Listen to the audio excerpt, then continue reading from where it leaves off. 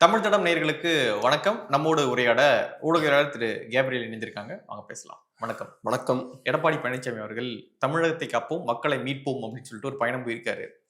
அந்த பயணத்துல எடப்பாடி பழனிசாமி அவர்கள் இந்த அரசு குறித்து முன்வைக்கக்கூடிய நிறைய விஷயங்கள் டிபேட்டா மாற மாட்டேங்குது. ஆனா எங்கேயோ ஒரு இடத்துல எடப்பாடி பழனிசாமி அவர்கள் லைட்டா சறுக்கிற மாதிரி ஏதோ வார்த்தை விட்டுருவார். அது மட்டும் டிபேட்டாக மாறிட்டோம். அதே போலதான் இப்போ ஒரு விஷயம் டிபேட்டாக மாறி இருக்கு. அணைக்கட்டு பகுதியில ஒரு 2 நாளைக்கு முன்னாடி கூட்டம் அந்த மீட்டிங் நடக்குது. அந்த மீட்டிங்ல ஒரு ஆம்புலன்ஸ் உள்ள வருது. அந்த ஆம்புலன்ஸுக்கு எடப்பாடி பழனிசாமி அவர்கள் வழிவிட மறுத்துட்டாரு. அந்த டிரைவரை மிரட்டினாரு. இனிமேல் இந்த பக்கம் வரக்கூடாதுன்னு மிரட்டிட்டாரு. ஸோ அது பெரிய சர்ச்சையாக மாறி இருக்கு அப்படின்னு சொல்லிட்டு மெயின் ஸ்ட்ரீம் மீடியா ஃபுல்லா அதை எடுத்து நியூஸாக ஸ்ப்ரெட் பண்றாங்க. அது மட்டும் இல்லாம அந்த ஆம்புலன்ஸ் சங்கம் ஒரு அறிக்கை விட்டதாக எடப்பாடி பழனிசாமி அவர்களுக்கு கண்டனம் தெரிவிச்சு ஒரு அறிக்கை வெளியிட்டதாக ஒரு அறிக்கையும் ரிலீஸ் பண்றாங்க. ஸோ இதெல்லாம் ஒரு பக்கம் போயிட்டு இருக்கும்பொழுது இன்னொரு பக்கம் பாத்தீங்கன்னா நேத்து நைட்டு அந்த ஆம்புலன்ஸ் சங்கமே இன்னொரு அறிக்கையை வெளியிடுறாங்க. நாங்க முதல் அறிக்கை வெளியிட்டல, எங்க லெட்டர் பேட் யூஸ் பண்ணி வேற யாரோ அறிக்கையை வெளியிட்டாங்க அப்படின்னு அவங்க மறுக்கிறாங்க. நாங்க எடப்பாடி பழனிசாமி அவர்கள் கண்ணெல்லாம் தெரிவிக்கல அப்படின்னு சொல்லி அவங்க இன்னொரு அறிக்கை வெளியிடுறாங்க. உடனே மறுப்பு அறிக்கையை ஊடகங்கள் திரும்ப ரிலீஸ் பண்றாங்க. ஒரு மினிமம் ஒரு ஃபேக்ட் செக் கூட பண்ணாம மெயின் ஸ்ட்ரீம் மீடியா இந்த மாதிரியான வேலைகள்லாம் பாக்குறாங்க. ஸோ இப்போ என்ன இஷ்யூ அப்படின்னா ஒரு எதிர்கட்சி தலைவர், முன்னாள் முதலமைச்சர் ஆம்புலன்ஸுக்கு கூட வழிவிட மறுக்கிறாரே அப்படின்ற ஒரு இஷ்யூ பெருசாக போயிட்டு இருக்கு. இதற்கு பின்னாடி திமுக இருக்கிறாங்கன்னு அதிமுக குற்றச்சாட்டு வைக்கிறாங்க. எப்படி பாக்குறீங்க? யாரோ ஒருத்தவங்க கண்டிப்பா பின்னாடி இருக்காங்கன்னா, இதெல்லாம் சாதாரணமா அதுவா நடக்கிற விஷயங்கள் கிடையாது. கண்டிப்பா யாரோ ஒருத்தவங்க இருக்காங்க. நம்ம அதை பொத்தாம் பொதுவா நம்ம கிளைம் பண்ண முடியாது. ஓரளவுக்கு தெரியும் யாருன்னு. பட் இருந்தாலும் நம்ம ஃபேக்சுவலா ப்ரூவ் பண்ண முடியாது அப்படின்றதுக்காக யாருன்னு நம்ம சொல்ல வேண்டாம். பட் இப்ப என்னன்னா, இதுல நிறைய பிரச்சனைகள் இதுல இருக்கு. முக்கியமான பிரச்சனை என்னன்னா, ஊடகங்களோட செயல்பாடு. ஊடகங்களை பொறுத்தளவுல எப்படியாவது நம்ம திமுகவை சப்போர்ட் பண்ணும், எப்படியாவது எதிர்கட்சியை அட்டாக் பண்ணும். அதுக்கு எந்த வாய்ப்பு கிடைச்சாலும் உடனே அதை யூஸ் பண்ணிக்கணும். ஸோ ஒரு அறிக்கை ஒன்று வருது, ஆம்புலன்ஸ் சங்கம் சார்பாக வர மாதிரி ஒரு அறிக்கை வருது. அது கரெக்டா தப்பா ஃபேக்ட் செக் பண்ணும், இந்த விஷயங்கள்லாம் எதுவுமே இல்லாமல் அவங்க அந்த அறிக்கையை ரிலீஸ் பண்றாங்க, ஒரு நியூஸாக போடுறாங்க. ஸோ மெயின் ஸ்ட்ரீம் மீடியானா அவங்களுக்கு கிரெடிபிலிட்டி இருக்கு. இப்போ நமக்கும் மெயின் ஸ்ட்ரீம் மீடியாவுக்குள்ள டிஃபரன்ஸ் என்ன? நம்ம சில நேரங்களில் தவறு பண்றதுலாம் வாய்ப்பு இருக்கு. ஏன்னா நமக்கு பெரிய டீம்லாம் கிடையாது, நமக்கு பெரிய இன்ஸ்டிடியூஷன் நம்ம கிடையாது, நம்ம ஒரு சின்ன ஒரு யூடியூப் சேனல் தான்.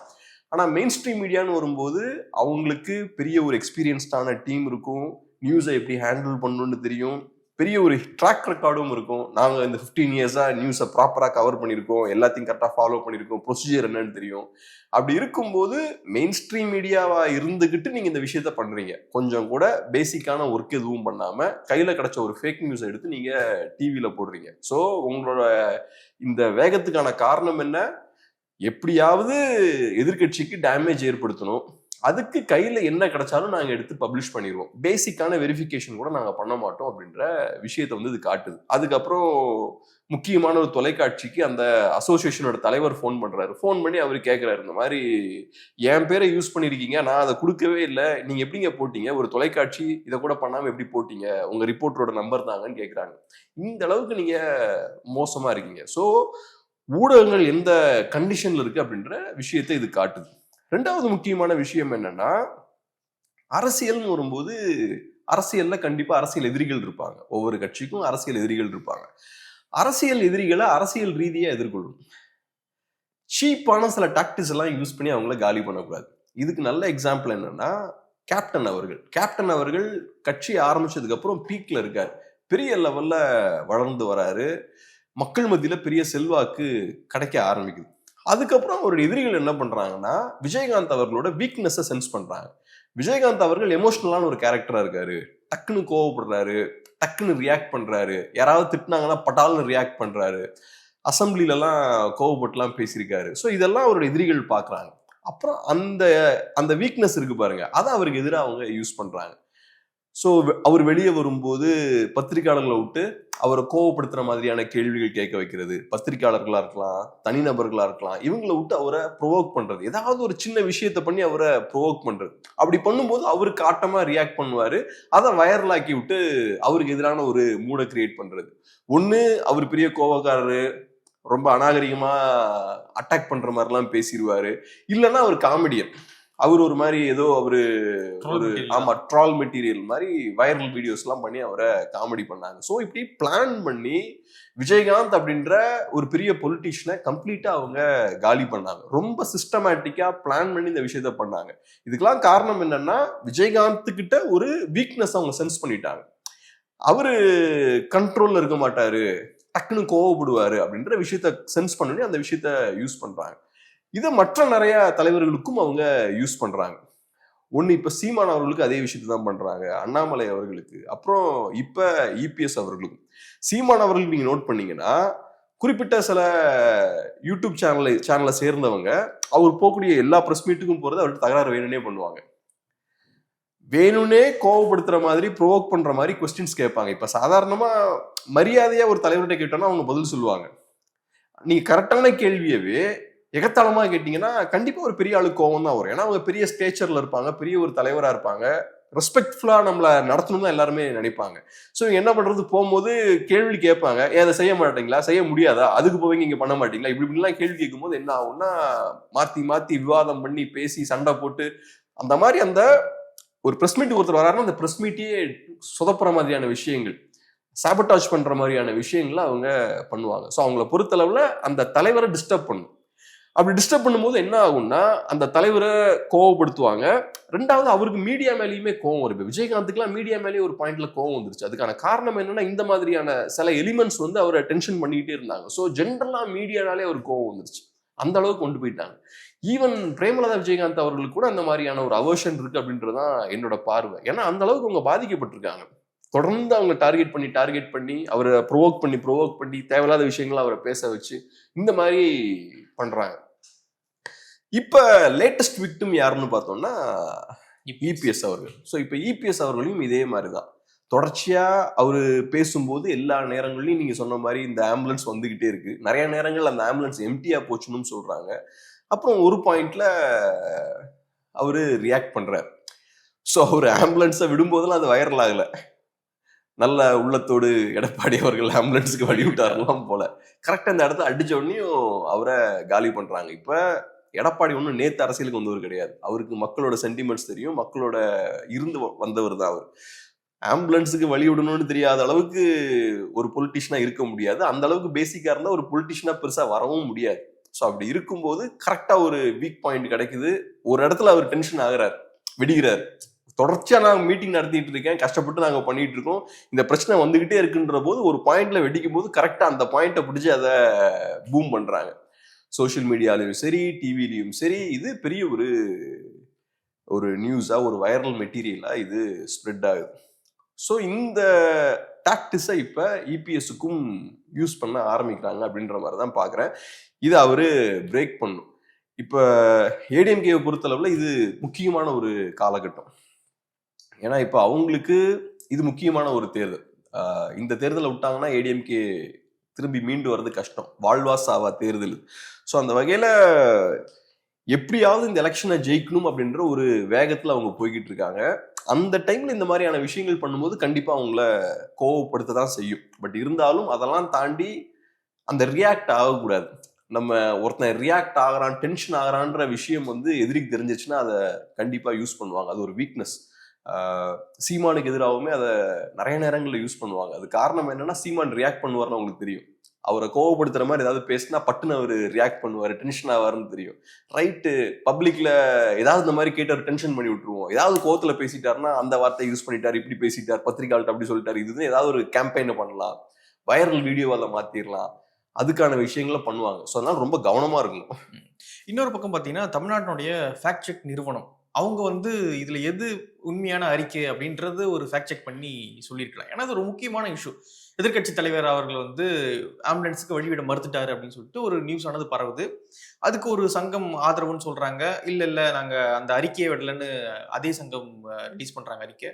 ஸோ இப்படி இருக்கிற ஒரு கிரிட்டிக்கலான சூழல்ல தமிழ்நாடு அரசே ஒரு ஃபேக்ட் செக் நிறுவனம் ஒன்று நடத்துறாங்க.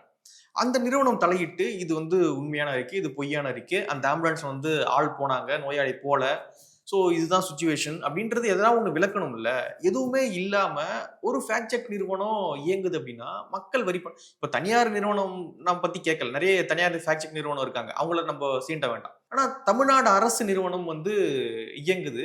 ஒரு எதிர்க்கட்சி தலைவர் ரியாக்ட் பண்ணியிருக்காருன்னு ஒரு இஷ்யூ வருது. அப்படி இருக்கும்பொழுது இது கூட நீங்க ரியாக்ட் பண்ண மாட்டீங்க அப்படின்னா, அந்த நிறுவனம் எதுக்கு? மக்கள் வரி பணத்தை ஏன் வீணாக்குறீங்க இப்படி அப்படின்ற ஒரு கேள்வியும் இருக்குல்ல. நம்ம ஏற்கனவே பேசுனது போல தமிழக அரசை பொறுத்தளவுல நிறைய விதங்கள்ல தமிழ் மக்களோட வரி பணத்தை அவங்க வேஸ்ட் பண்ணிட்டு இருக்காங்க. நிறைய நம்ம டிஸ்கஸ் பண்ணியிருக்கோம். இங்கேயும் அதே தான். தேவையில்லாம தமிழ் மக்களோட பணத்தை அவங்க வீணடிச்சிட்டு இருக்காங்க. ஃபேக்ட் செக்கிங் அப்படின்ற விஷயத்துக்காக ஒரு இன்ஸ்டிடியூஷனை உருவாக்கி அதுல கோடிக்கணக்கான பணத்தை வேஸ்ட் பண்ணி நிறைய பேருக்கு சம்பளத்தை கொடுத்து பணத்தை வீணடிச்சிட்டு இருக்காங்க. ஒரு நியூஸ் அது உண்மையா பொய்யான்றதெல்லாம் கண்டறிவதற்கு இந்த மாதிரியான ஃபேக்ட் செக்கிங் அமைப்புகளுக்கெல்லாம் எந்த யூஸும் இருக்கிறதா எனக்கு தெரியல. போக போக காலம் வந்து இன்னும் அட்வான்ஸ் ஆகிட்டே இருக்க போகுது. டெக்னாலஜிலாம் டெவலப் ஆகிட்டு இருக்க போகுது. இந்த டூல்ஸ்லாம் எல்லார் கையிலையுமே இருக்க போகுது. யார் வேணாலும் ஈஸியாக அக்சஸ் பண்ணலான்ற சூழல் இருக்க போகுது. ஸோ இதுக்கு இந்த மாதிரியான அமைப்புகள் தேவையில்லை. ரெண்டாவது, அது ஒன்றும் பெரிய கவர்மெண்ட் தான் செஞ்சாகணுன்ற வேலை கிடையாது. ஒரு பிரைவேட் பிளேயருமே பண்ணலாம். இப்போ நான் நினைச்சா ஒரு ஃபேக்ட் செக்கரா இருக்கலாம். இன்ஃபேக்ட் இங்க இப்போ அங்க ஃபேக்ட் செக்கர் ஒருத்தர் இருக்காருல்ல, அவரு பிரைவேட் ஃபேக்ட் செக்கரா தானே முன்னாடி இருந்தாரு. அந்த ஒர்க்கை ஒரு பிரைவேட் ஃபேக்ட் செக்கராகவே பண்ணிருக்கலாமே. ஸோ பிரைவேட்டா ஒருத்தர் பண்ணக்கூடிய வேலையை எதுக்கு இப்போ கவர்மெண்ட் வந்து கோடிக்கணக்காக செலவழிச்சு அந்த வேலையை பண்ணும்? அது ஒரு சாதாரண ஒரு யூடியூபரோ ஒரு சின்ன ஒரு சோசியல் மீடியா எந்தூசியாஸ்டுமாங்கல்ல, அவங்க பண்ணக்கூடிய விஷயம் தான். அது அவங்களே பண்ணலாம். ரெண்டாவது, இன்னைக்கு சோசியல் மீடியா பிளாட்ஃபார்ம்ஸே எடுத்துக்கோங்க. இப்போ ட்விட்டரா இருக்கலாம், ஃபேஸ்புக்கா இருக்கலாம், மற்ற பிளாட்ஃபார்ம்ஸா இருக்கலாம். அவங்களே இப்போ டிஸ்க்ளைமர்லாம் போட ஆரம்பிக்கிறாங்க. நம்ம ஒரு தவறான நியூஸ் போடுறோம்னா, இவர் சொல்லக்கூடிய இந்த செய்தியில சில பிரச்சனைகள் இருக்கு, இதுல இந்த போட்டோ ஃபேக்கான போட்டோ, இந்த விஷயங்கள்லாம் அவங்களே கிளாரிஃபை பண்ணி போடுறாங்க. போக போக இன்னும் டைட் ஆக்கிடுவாங்க. இப்போ எப்படி டெக்னாலஜி பெட்டர் ஆகிட்டே இருக்கு. ஒரு 10 இயர்ஸ்க்கு முன்னாடி இந்த மாதிரியான மெக்கானிசம்லாம் இல்லை. ஒரு ஃபேக் நியூஸ் போடுறோம்னா ஈஸியாக அது ஸ்ப்ரெட் ஆகும். இப்போ அந்த விஷயங்கள்லாம் அவங்களே ஸ்டாப் பண்ண ஆரம்பிக்கிறாங்க. அதுக்கான மெக்கானிசமை கொண்டு வராங்க. ஸோ டெக்னாலஜி இம்ப்ரூவ் ஆக அதெல்லாம் கண்ட்ரோல் பண்றதுக்கு விஷயங்கள் நிறைய டூல்ஸ்லாம் அவங்க கையிலேயே இருக்கு. அப்படி இருக்கும்போது இவங்க எதுக்கு அந்த வேலையை அவங்களே பார்த்துடலாம்ல. இப்போ கோவிட் டைம்லலாம் ட்விட்டர்லாம் ரொம்ப ஸ்ட்ராங்கா இந்த விஷயங்கள்லாம் பண்ணாங்க. ட்விட்டர், ஃபேஸ்புக்லாம் இந்த விஷயங்கள் பண்ணாங்க. ஸோ முதல்ல இந்த ஃபேக்ட் செக்கிங் அப்படின்ற இந்த இன்ஸ்டிடியூஷனுக்கு பெரிய யூஸ் இல்லை என்ன பொறுத்தளவில். ரெண்டாவது, நீங்க சொல்ல வர விஷயம் என்னன்னா, ரைட்டு இருக்காங்க, இருக்கும்போது உன் வேலையை நீ கரெக்டாக பண்ணணும்ல அப்படின்ற ஒரு பாயிண்ட்டை நீங்க முன்வைக்கிறீங்க. அது அஃப்கோர்ஸ் அவங்க பெருசா பண்ணுவதற்கான வாய்ப்பு இல்லை. திமுக அப்படின்ற இந்த கட்சி இன்னைக்கு வெளியே இருக்கக்கூடிய ஜெனரல் மீடியாவே கண்ட்ரோல் பண்றாங்க. இன்னைக்கு தமிழ்நாட்டில் கூடிய மெயின் ஸ்ட்ரீம் மீடியா யாருமே அவங்களுக்கு எதிராக பேச மாட்டேங்கிறாங்க. 4 வருஷம் ஆட்சி பண்ணிட்டாங்க. இதே மீடியா அதிமுக ஆட்சி நடந்துட்டு இருக்கும்போது டெய்லி விமர்சனம் பண்ணி டிபேட்ஸ் நடத்தி பெரிய புரட்சிகரமான ஊடகங்களா இருந்தவங்க இவங்கெல்லாம் இன்னைக்கு 4 வருஷமா அமைதியா இருக்காங்க. ஸோ அவங்களையே ஃபுல் கண்ட்ரோல் வச்சிருக்காங்க. அப்புறம் அரசு கண்ட்ரோல் இருக்கக்கூடிய ஃபேக்ட் செக்கிங் அமைப்பு எப்படி இயங்கும்? அது பெருசா பெர்ஃபார்ம் பண்ணலாம் எதிர்பார்க்க முடியாது. பட் ஓவராலா ஸ்டார்டிங்ல இருந்தே இந்த ஃபேக்ட் செக்கிங் அமைப்பை பொறுத்தளவுல எனக்கு பெரிய ரெஸ்பெக்ட் அது மேல இருந்தது கிடையாது. இப்பயுமே நீங்க பாருங்களேன், அவங்களோட ஒர்க் என்ன நீங்க எடுத்து திருப்பி பாருங்களேன், பெரிய ஒர்க் ஒன்றும் இருக்காது. திமுகவுக்கு எதிராக ஏதாவது அவதூறு வந்தா அதுக்கு மட்டும் தான் ஃபேக்ட் செக் பண்ணுவாங்க. அவங்க ஒரு 4-5 ட்வீட் நீங்க போடுறதுக்கு, அதை கிளாரிஃபை பண்ணி போடுறதுக்கு அதுக்கு ஒரு பெரிய ஒரு டீம், ஒரு பெரிய அமைப்பு, கோடிக்கணக்கான செலவு, மக்களோட பணம் எப்படிலாம் வேஸ்ட் ஆகுது பாருங்க. சில பேர் அகாமடேட் பண்ணும் அப்படின்றதுக்காக நீங்க பப்ளிக் ஃபண்ட்ஸை வந்து சும்மா அசால்ட்டா தூக்கி போடுறீங்க. இதெல்லாம் ரொம்ப அன்பார்ச்சுனேட்டான விஷயங்கள். அதெல்லாம் அடுத்ததாக நாளைக்கு டிவிகேவுடைய மதுரை மாநாடு தடபுடலாக ரெடி ஆகிட்டு இருக்கு. கிட்டத்தட்ட 10 லட்சம் பேர் கூடுவாங்க அப்படின்லாம் வந்து சொல்லிட்டு இருக்காங்க. 1.5 லட்சம் சேர்ஸ் வந்து போட்டிருக்காங்களாம். தமிழ்நாட்டில இருந்து எந்த நிறுவனங்களும் வந்து சேர் தர மறுத்துட்டாங்களாம். அதனால கேரளால இருந்து சேரை இறக்கியிருக்காங்க. 1.5 லட்சம் சேர் அப்படின்னு சொல்றாங்க. ஏன் தர மறுத்துட்டாங்க?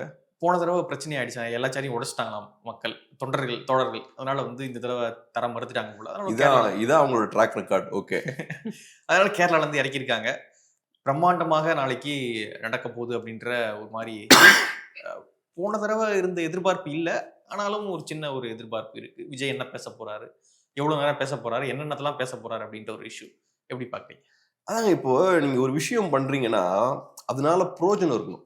இப்போ நான் ஒரு ஹோட்டல் ரன் பண்ணுறேன்னு வச்சுக்கோமே, ஒவ்வொரு நாளும் நல்ல ஃபுட்டை சர்வ் பண்ணேன்னா ஒவ்வொரு நாளும் என்னோட பாப்புலாரிட்டி இன்க்ரீஸ் ஆகிட்டே இருக்கும். ஒவ்வொரு நாளும் மக்களோட வரத்து இன்க்ரீஸ் ஆகும்.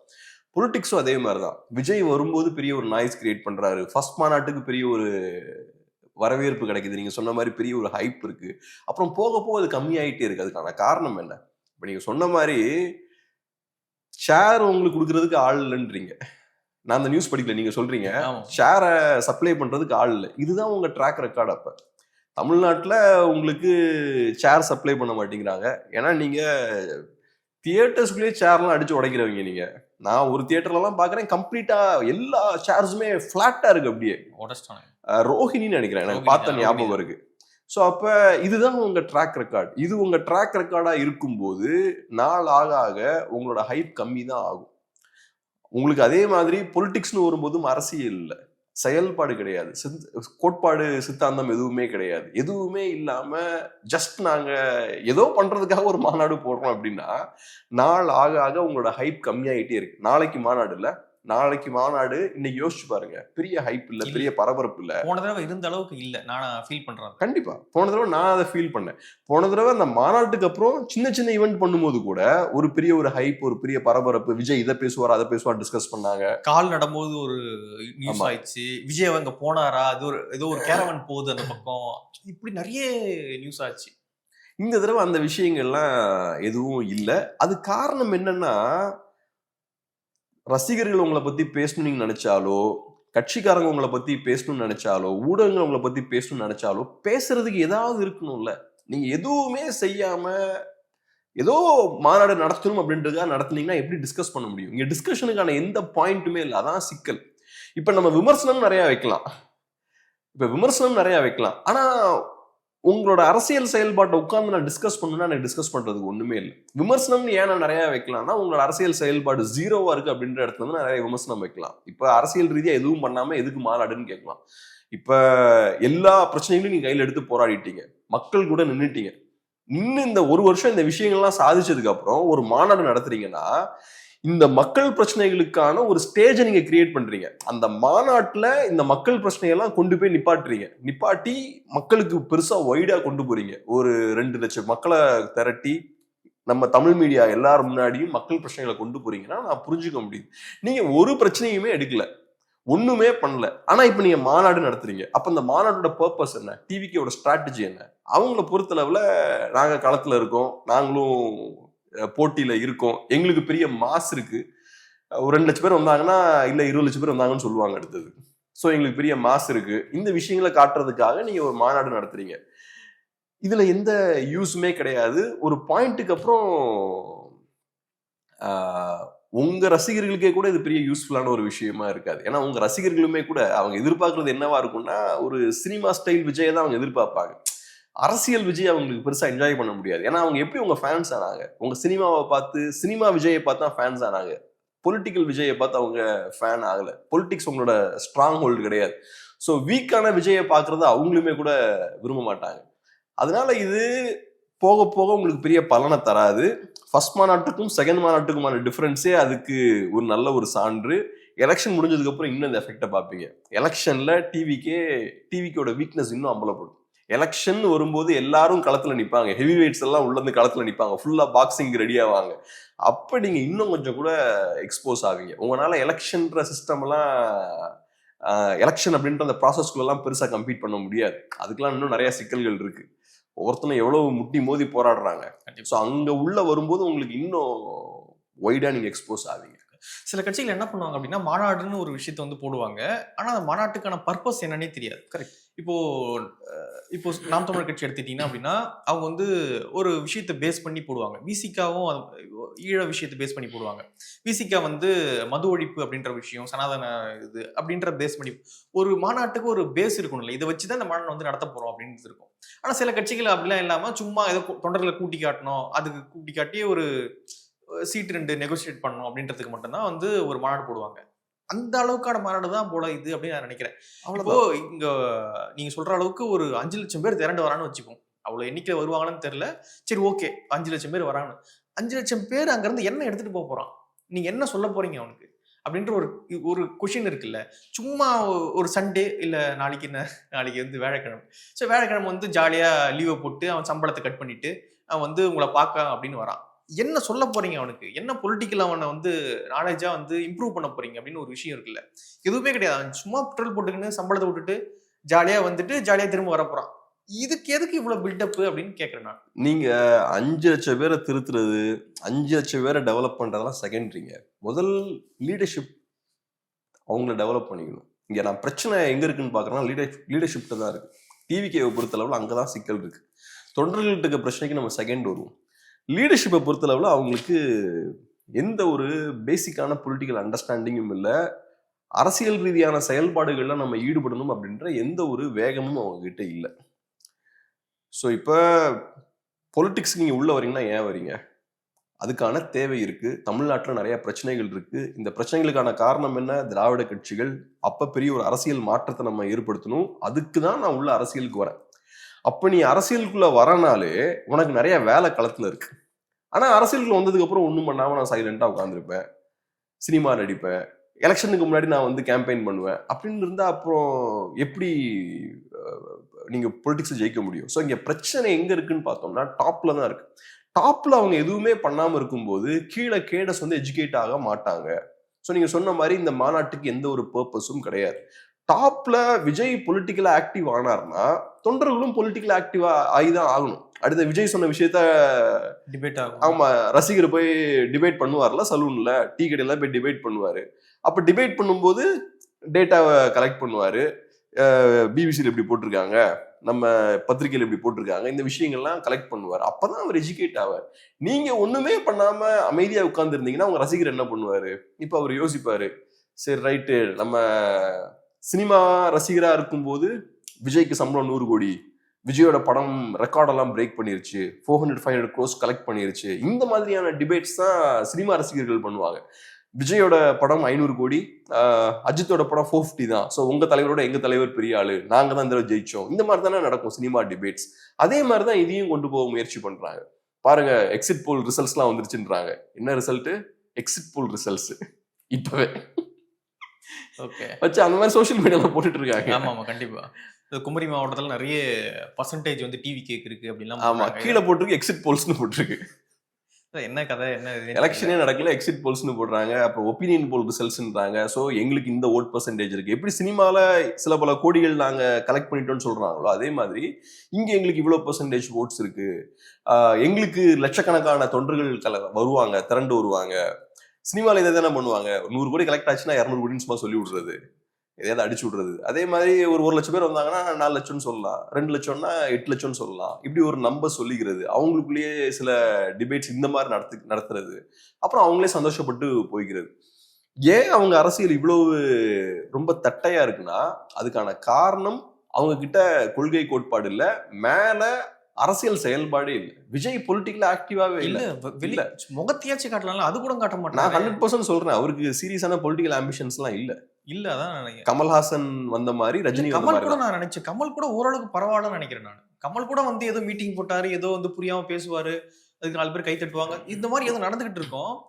ஆனா இவர் என்ன பண்றாரு, ஏதோ டிவி உடைப்பாரு, அந்த மாதிரி எதுவுமே பண்ண மாட்டாரு. இல்ல நான் சொன்னேன் இல்ல, இப்ப கமல்ஹாசன் ரெகுலரா வராருன்னா கமல்ஹாசன் வரும்போது அவரோட ஆக்டிங் கெரியர்ல பீக்ல இல்ல, அவர் ஏறக்குறைய அவரோட டவுன்ஃபால்லையுமே கீழே தான். டவுன்ஃபால்னு சொல்ல வேண்டாம், வயசாயிடுச்சுல அவருக்கு. ஒரு வயசானதுக்கு அப்புறம் அவரோட அந்த ஆக்டிங் கெரியர்ல பெரிய பீக்ல இல்ல அவர்.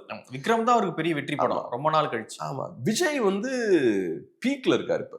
எனக்கு தெரிஞ்ச ஒரு டாப் ஆக்டர், பயங்கரமான ஒரு ஆக்டர். விஜய் ரெகுலரா வீடியோஸ் ரிலீஸ் பண்றதா இருக்கலாம், ரெகுலரா ஸ்டேஜ்ல வந்து பேசுறதா இருக்கலாம், ரெகுலரா மக்களை சந்திக்கிறதா இருக்கலாம், இதெல்லாம் பண்ணா ஒரு இமேஜ் உடஞ்சு போயிடும். விஜய் ஒரு பெரிய ஸ்டாரா இருக்க மாட்டார். ஸ்டாரா இருக்கும்போது அந்த டிமாண்டை மெயின்டைன் பண்ணிக்கிட்டே இருக்கணும். எப்போ வருவார் அந்த எதிர்பார்ப்பு வச்சுக்கிட்டே இருக்கு. டைமண்டுக்கு ஏன் டிமாண்ட் அதிகமா இருக்கு? ஏன்னா அதோட சப்ளை ரொம்ப கம்மியா இருக்கு, அது ஈஸியா கிடைக்காது இல்ல. ஸோ அதே மாதிரி விஜய்க்கு எப்போ டிமாண்ட் அதிகமா இருக்கும், அவரோட அந்த ப்ரெசன்ஸை கம்மியாக்கணும்ல. ஸோ அதனால ஒரு ஸ்டாரா அவர் வெளில வந்துகிட்டே இருக்க முடியாது, அந்த ஒரு சிக்கல் இருக்கு. ஆனா அது அரசியலுக்கு பெரிய ஒரு நெகட்டிவான ஒரு விஷயம். பட் என்னோட பாயிண்ட் என்னன்னா, கமலுமே சீரியஸான ஒரு பொலிட்டிஷியன் கிடையாது. அவருக்கு ஒன்றும் பெரிய பெரிய மக்கள் மேல அன்போ, மக்கள் போராட்டத்தை கையில் எடுக்கணுன்ற விருப்பமோ நமக்கு தெரியும்ல. அவங்க பொலிட்டிக்ஸ் அப்ரோச் பண்ற விதத்தை பார்த்தாலே தெரியும்ல. அவர் ஃபுல் டைம் பொலிட்டிஷியனாவே இல்லையே. ரஜினிகாந்த் அதே மாதிரிதான். இப்ப சில பேர் பேசும்போதே அவங்க பொலிட்டிக்கல் பீப்புளா நம்ம கண்டுபிடிச்சிடலாம். இப்ப ரஜினி அவர்கள், கமல் அவர்கள், அப்புறம் இவர் விஜய் அவர்கள், இவங்க 3 பேருமே பொலிட்டிக்கல் பீப்புள் கிடையாது. விஜயகாந்த் வந்து ஒரு பொலிட்டிக்கலான ஒரு இண்டிவிஜுவல். விஜயகாந்த் அரசியலுக்குள்ள வந்தாரு, அவரோட அரசியலை நான் ஏத்துக்க மாட்டேன், பட் அவர் சீரியஸான ஒரு பொலிட்டிஷியன். சீரியஸா பொலிட்டிக்ஸை ஹேண்டில் பண்ணாரு, ப்ராப்பரான ஒரு பார்ட்டியை கட்டமைச்சாரு, கரெக்டான நிர்வாகிகள் எல்லாம் நியமிச்சாரு. நிர்வாகிகளை நியமிக்கிறது மட்டும் கிடையாது, அதுக்கப்புறம் நீங்க அவங்களை மேனேஜ் பண்ணணும். அப்ப நீங்க டெய்லி ஆஃபீஸ்க்கு போகணும், டெய்லி ரிப்போர்ட் வாங்கணும். இந்த பகுதியில் என்ன நடக்குது, அந்த பகுதியில் என்ன நடக்குது, எவ்வளவு மெம்பர்ஸ் சேர்த்தீங்க, இங்க ஏன் சரியா பண்ண முடியல, இங்க இந்த இஷ்யூ இருக்கு ஏன் சரியா டீல் பண்ணல. இது ஒரு பெரிய ஒரு கம்பெனியை நடத்துற மாதிரி தான். 24 hour ஜாப் இது. 24 hours பத்தாது. மோட்டிவேட் பண்ணி எடுத்து வேலையை வாங்கிக்கிட்டே இருக்கணும். கரெக்டான நாள்லன்னா மாத்தணும். அந்த விஷயங்கள்லாம் எதுவுமே விஜய் பண்ணல. விஜய் ப்ராப்பரான நிர்வாகிகளை இன்னும் அப்பாயிண்ட் பண்ணல. சும்மா ஏதோ நீங்க பாட்டுக்கு பண்ணிட்டு இருக்கீங்களே தவிர ப்ராப்பரா நீங்க அதெல்லாம் பண்ண ஆரம்பிக்கல. ஸோ இதெல்லாம் பண்ணாத போது எனக்கு இன்னும் ஒரு சீரியஸான பொலிட்டிஷியனாவே எனக்கு தெரியல.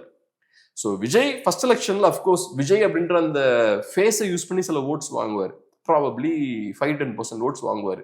இப்போ என் ஃப்ரெண்ட்ஸே சில பேர் சொல்றாங்க விஜய் 15% வாங்குவார் பாருங்க மினிமம் அப்படின்றாங்க.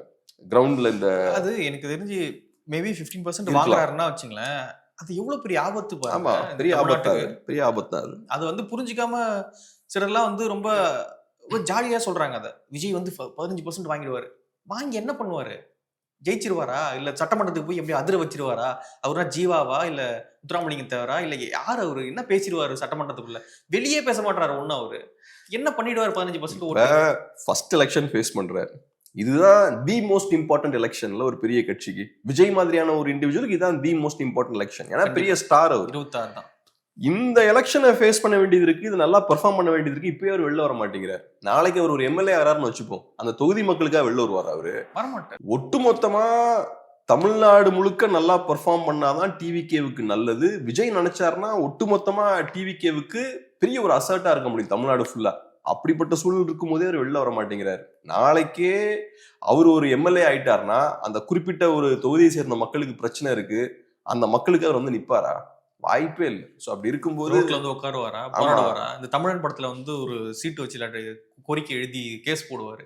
அதெல்லாம் ரியல் லைஃப்ல ஒண்ணும் பண்ண மாட்டாரு. ஆனா அதை யோசிச்சு பாருங்க. ஃபர்ஸ்ட் எலெக்ஷனு பெரிய ஒரு நடிகர், பெரிய ஸ்டேக்ஸ் ஆர் ஹைம்பாங்கள, அந்த மாதிரி பெரிய ஒரு எல்லாரோட பார்வையும் அதை நோக்கி தான் இருக்கு. இந்த இடத்துக்கே அவர் வரமாட்டேங்கிறார், வெளில வரமாட்டேங்கிறார். அவரோட செயல்பாடுகள் ஒட்டுமொத்த டிவிகே கட்சியோட பெர்ஃபார்மன்ஸை பாதிக்கும். அவர் நல்லா பெர்ஃபார்ம் பண்ணா டிவிகே நல்லா பெர்ஃபார்ம் பண்ணணும். TVK is equal to Vijay, அவ்வளவுதான். As simple as that. மற்றவங்க எல்லாம் செகண்டரி லீடர்ஸ்லாம் சும்மா தான், அவரு தான் தி லீடர். அப்படி இருக்கும்போது அவரு குவாய்ட்டா இருக்கார். இப்படிப்பட்ட ஒரு இண்டிவிஜுவல் நாளைக்கு ஒரு எம்எல்ஏ ஆனா அந்த மக்களுக்காக என்ன பண்ணுவார்? பெருசா அவர் எதுவும் பண்ண மாட்டாரு. ஸோ அதனால என்னோட பேசிக் அண்டர்ஸ்டாண்டிங் என்னன்னா, அவர் ஒரு பொலிட்டிக்கல் இண்டிவிஜுவல் கிடையாது. பொலிட்டிக்கல் இண்டிவிஜுவலா அவர் இல்லைன்ற பட்சத்துல அரசியல் ரீதியாக அவருக்கு பெரிய முக்கியத்துவம் கொடுக்கக்கூடாது. இன்னைக்கு நம்ம அவரை பத்தி ஏன் பேசுறோம்னா, அதீதமா அவருக்கு முக்கியத்துவம் கொடுக்குறாங்க, ஆனா கொடுக்க கூடாது. நீங்க சொன்ன மாதிரி அவருக்கு 15% ஓட்ஸ் இருக்குன்னா அது பெரிய சமூக அவலம். எனக்கு என்ன 15 இருக்காதுன்னு நான் சொல்றேங்க. அது இருக்காதுன்றதான் என்னோட நம்பிக்கை. இப்ப என்னோட ஃப்ரெண்டு கூட நேற்று அவங்க கிரவுண்ட்ல தான் ரிசர்ச் பண்றாங்க. இல்லைங்க நீங்க சொல்ற மாதிரிலாம் இல்லைங்க, கிரவுண்ட்ல வந்து 15% இருக்குங்க, அவருக்கு 15 to 20 வரைக்கும் கூட சில இடத்துல எல்லாம் போகுதுங்க அப்படின்ற மாதிரிலாம் சொல்றாரு. அப்பதான் நான் சொன்னேன், அப்படிலாம் ஸ்கூல் பசங்க எடுத்துட்டு அப்பதான் நான் சொன்னேன், இல்ல அவர்லாம் ரொம்ப எக்ஸ்பீரியன்ஸான ஆள் தான். ஸோ அவர்கிட்ட அதான் சொன்னேன், இந்த மாதிரி அப்படி ஒரு நடிகர் இவ்வளவு தூரத்துக்கு ஃபர்ஸ்ட் எலெக்ஷன்லேயே வராருன்னா இது வந்து இந்த எலெக்ஷன் சயின்ஸ் இருக்குல்ல, எலெக்ஷனுக்கு முன்னாடி ஒரு சயின்ஸ் இருக்குல்ல, அது எல்லாத்தையுமே பிரேக் பண்ணுது. இப்ப பொலிட்டிக்ஸ்ன்றது வந்து மக்களோட கனெக்ட் ஆன ஒரு விஷயம். இன்னைக்கு இங்க நிறைய பொலிட்டிக்கல் பார்ட்டிஸ் இருக்கு. இந்த பொலிட்டிக்கல் பார்ட்டிஸ்க்குலாம் குறிப்பிட்ட ஓட் பர்சன்டேஜ்லாம் இருக்குன்னா அவங்க சில மக்களை ரெப்ரசன்ட் பண்றாங்க. ஸோ அதை நீங்க அப்படியே டக்குன்னு ஒரே எலெக்ஷன்லாம் பிரேக் பண்ணிட முடியாது. நீங்க எவ்வளவு பெரிய ஸ்டாரா இருந்தாலும் மக்களுக்குன்னு சில நலன்கள் இருக்கு. இன்னைக்கு திமுக காரனுக்கு ஒரு 30% மக்கள் ஓட் போடுறாங்கன்னா அந்த மக்களுக்கு குறிப்பிட்ட நலன் இருக்கு, அதை பாதுகாக்கிறதுக்காக தான் அவன் திமுக ஓட் போடுறான். அதே மாதிரி அதிமுகவும் அதே மாதிரிதான் சில மக்கள் அவன் ரெப்ரசென்ட் பண்றான். ஒவ்வொருத்தரும் இப்படி நிறைய பேர் ரெப்ரசென்ட் பண்ணுவான். இதுல நீங்க என்ன ரோல் பிளே பண்ண போறீங்கன்னு இருக்கு. உதிரியா அந்த பக்கம் இந்த பக்கம் மாத்தி மாத்தி கொஞ்சம் பேர் போட்டுக்கிட்டே இருப்பான். கமல் வந்து அங்கே வருவான், அங்க போவான், பண்ணிக்கிட்டே இருப்பான். அது செகண்டரி. ஆனா அந்த ஓட்ஸ் வந்து 15% இருக்காது. ஸோ அதனால என்னோட ஸ்ட்ராங் நம்பிக்கை என்னன்னா ஒரு 5 to 10% தான். என்னோட நம்பிக்கை ஒரு 5-6% தான் இருக்கும். பட் இருந்தாலும் சேஃபர் சைடா ஒரு 10 நான் சொல்றேன். 15 இருந்ததுன்னா சரி, நம்ம மக்களை திருத்த வேண்டியது இருக்கு, நிறைய வேலை இருக்குன்னு அர்த்தம். 10க்குள்ள இருக்கிறது எல்லாருக்கும் நல்லது. அதுக்கு மேல போறது வந்து தமிழ்நாட்டு மக்கள் தான் பிரச்சனை. திமுகவுக்கும் நல்லது. திமுக ஆமா, ஏன்னா அதிமுக ஓட்ஸை ஹெவியா டேமேஜ் பண்ணுவாங்க. திமுகவுக்கு பெரிய ஒரு வரப்பிரசாதம். ஆமா, கேக் வாக்கா இருக்கும். அடுத்ததாக பிஎம்கே உடைய கிரைசிஸ். அங்க உள்ள ஒரு சண்டை போயிட்டே இருக்கு. 2 பிஎம்கேவா இப்போ பிரிஞ்சிருக்கு. இவங்க தனியா பொதுக்குழு நடத்துறாங்க. இவங்க தனியா பொதுக்குழு நடத்துறாங்க. இவங்க நீக்கின ஆட்கள் வந்து செல்லாதுன்றாங்க. நாங்க நீக்கிற ஆட்கள் தான் செல்லும் அப்படின்றாங்க. ஸோ ராமதாஸ் வர்சஸ் அன்புமணி ராமதாஸ் அப்படின்ற ஒரு பிரச்சனை போயிட்டு இருக்கு. இப்போ என்ன பண்றாருன்னா, ராமதாஸ் அவர்கள் அவங்களுடைய மகள் காந்திமதி அப்படின்னு நினைக்கிறேன் அவங்க பேரு. அவங்கள வந்து கொண்டு வந்து பொதுக்குழுல பக்கத்துல உட்கார வைக்கிறார். ஸோ மகனை தோற்கடிக்க மகளை களமிறக்கிறாரா ராமதாஸ் அப்படின்ற ஒரு கேள்வியும் இருக்கு.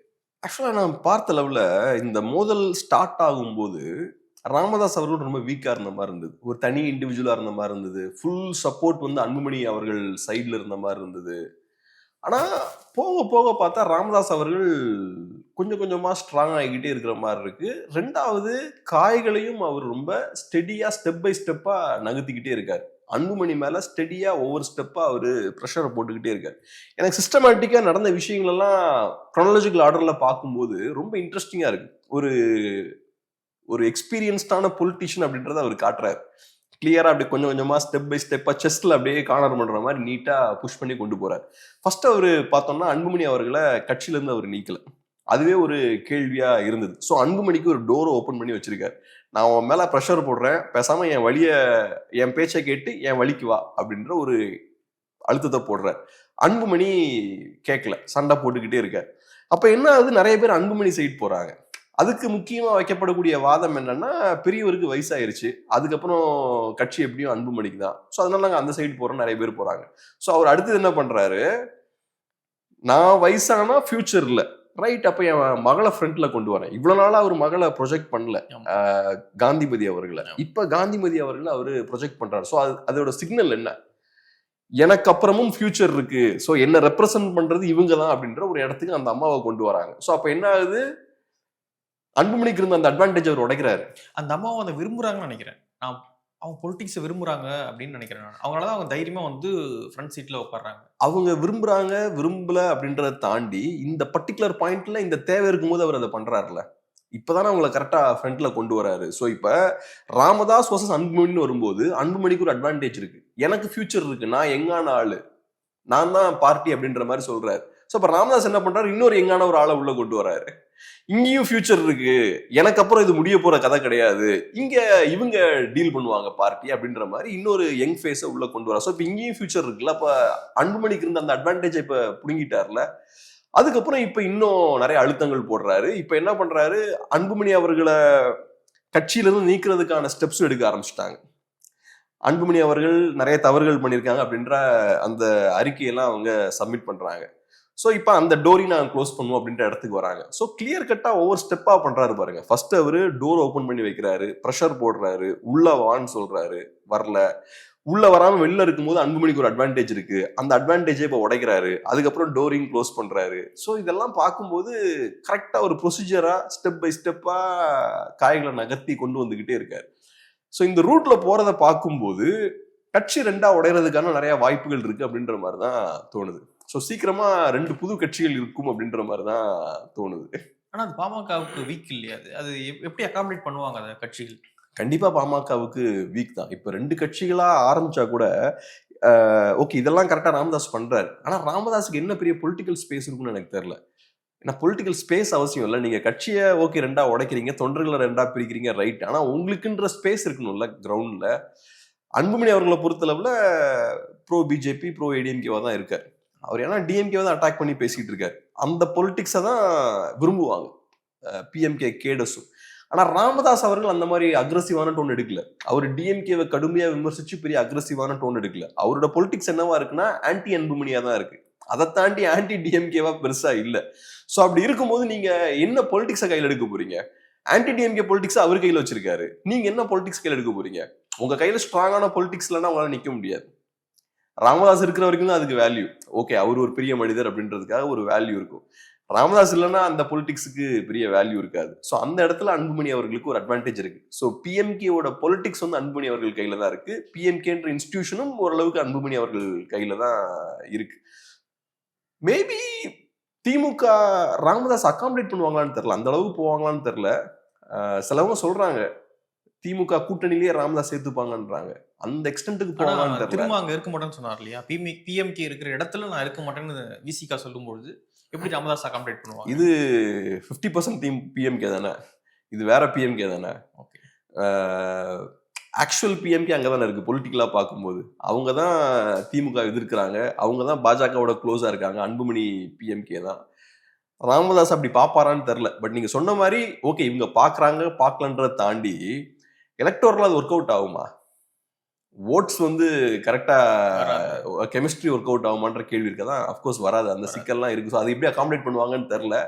அதனால அகாமடேட் பண்ணாலும் ராமதாஸ் சிக்கல் தான். அது எலக்டோரலா ஒர்க் அவுட் ஆகாது. ஏன்னா பிஎம்கே கட்சிக்காரங்களே அதை விரும்ப மாட்டாங்க. ப்ரோ டிஎம்கே ஸ்டாண்ட பிஎம்கே தொண்டர்கள் பெருசா விரும்ப மாட்டாங்க. ப்ரோ ஏடிஎம்கே இன்னும் பெட்டரா விரும்புவாங்க அவங்க. ஸோ அது ஒரு டிஸ்அட்வான்டேஜ் இருக்கு. ரெண்டாவது, இந்த அலைன்ஸ்ல அவர் வந்து சேர்ந்தாருன்னா விசிகே பிஎம்கே இவங்க எல்லாம் சேர்ந்திருக்காங்கன்னா அந்த அலைன்ஸும் பிஎம்கேவுக்கு பெரிய ஃபேவரபிளா இருக்காது. ஸோ அதனால அலைன்ஸ்ல சேர்ந்தாலும் ராமதாஸுக்கு சிக்கல் தான், அப்படி சேராம வெளியே இருந்தாலும் அவருக்கு சிக்கல் தான்.